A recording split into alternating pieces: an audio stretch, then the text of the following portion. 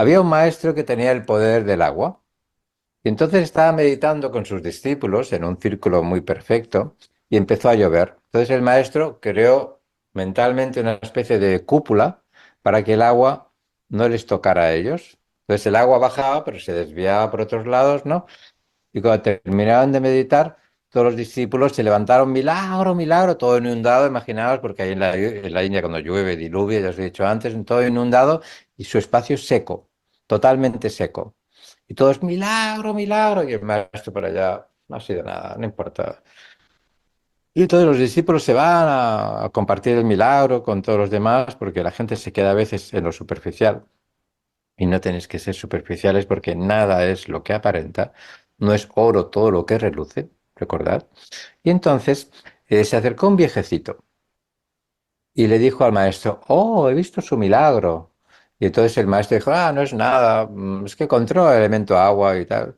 Entonces el viejecito le dijo, ¿y cómo es que lo ha hecho ese milagro? Y dice, es que no lo ha visto. Dice, estábamos meditando. Dice, no podía permitir que el agua impidiera nuestra meditación. Era más importante nuestra meditación que el agua.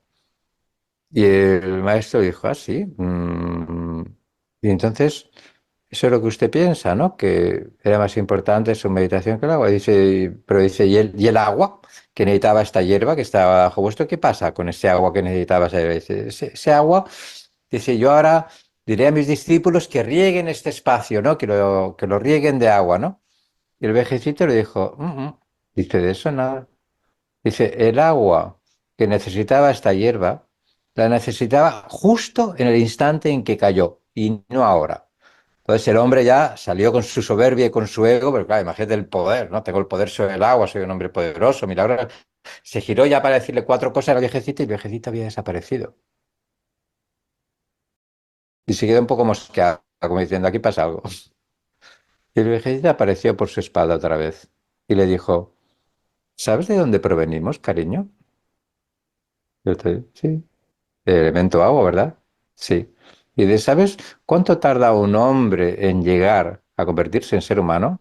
Los millones de años que tiene que pasar de la evolución para que luego pase a las plantitas y luego pase a los animales y de los animales pasa a ser humano y de ser humano pase a ser un maestro, tal y cual. Dices, ¿sabes cuántos millones de años pasan para todo esto? Y el hombre, como era un maestro, decía sí. Dice, ¿sabes lo que les pasa a los que utilizan mal el elemento agua? Dice, no. Dice, vuelven al agua otra vez.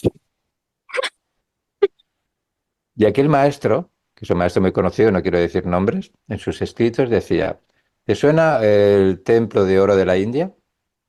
Ah, no, no mucho. Creo que sí, pero Bueno, no mucho. búscalo por internet. Es un templo muy pequeñito porque es de oro, no puede ser muy grande, pero tiene toda una terraza gigantesca que rodea el templo, que tradicionalmente, porque yo he estado allí, tienes que entrar y dar toda la vuelta, ¿no? Hasta que llegas a la puerta, esa es una vuelta circular, en la que sin exagerar puede tener 1 kilómetro.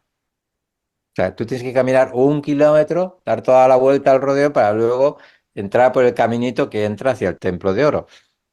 Y como va mucha gente, porque es un lugar de peregrinaje, a lo mejor eh, el camino parece que está pavimentado, está muy bien arreglado el suelo y tal y cual, tranquilamente puede tener 10 metros de anchura.